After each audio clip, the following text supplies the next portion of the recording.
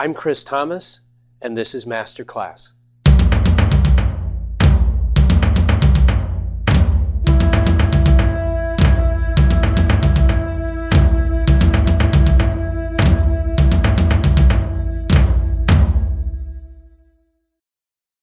Talk about a point that it doesn't come up that often, but it's really useful in what we call third-party intervention. And so let's begin with a simple observation. If you're coming up behind somebody and you need to control them, it's very easy. Everyone knows you can just kind of pop into behind the knee.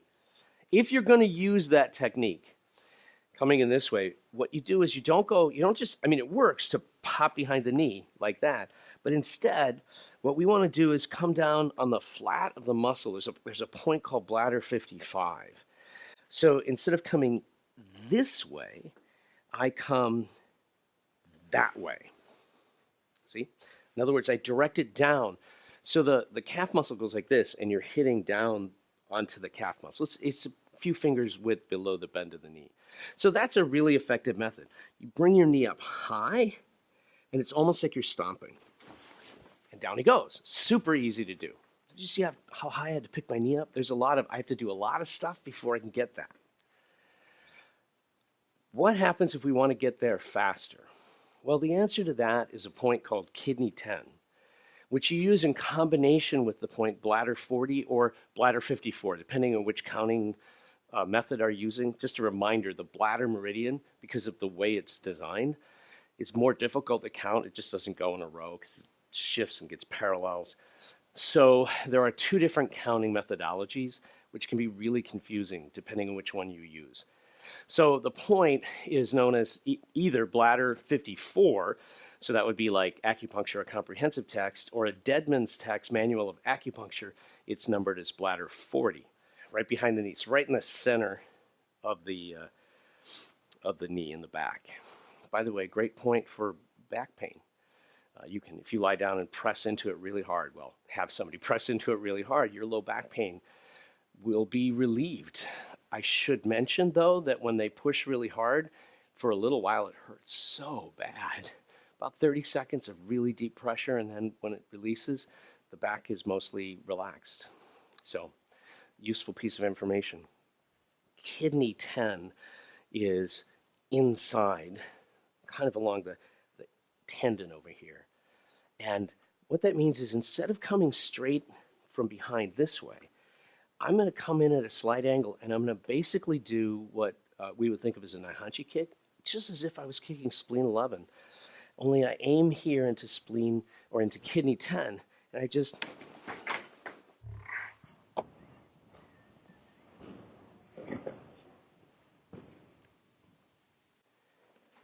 And you see what that does to the body, how that just kind of, and there he is.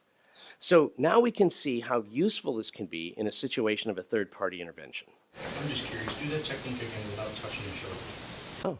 Oh, that's a good question. Am I creating a circuit? And I wasn't pulling, I was just touching. Yeah, all right. So just like I'm doing in a Naihanchi kick, I come in here and I'm going to catch that point. You're right. What an interesting thing. Okay, let's play with that some more. Good catch, man. See, I'm learning. All right, so watch this. I do the kick, boom, works really good. See how it turns him? But if I touch and create a circuit, the effect is worse. I'm not doing anything but making contact. Especially now, if you look here, if you touch over here, just up here by the side of the neck, you're touching the bladder meridian on the opposite side. And just that finger contact is enough to make the effect amplified.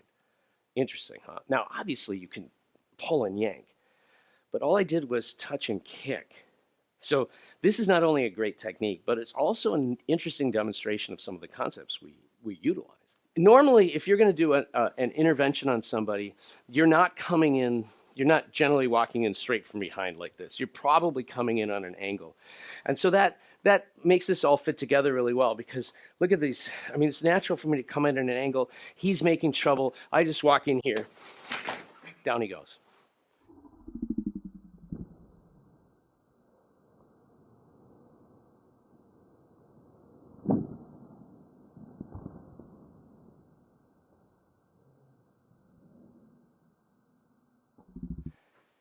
okay?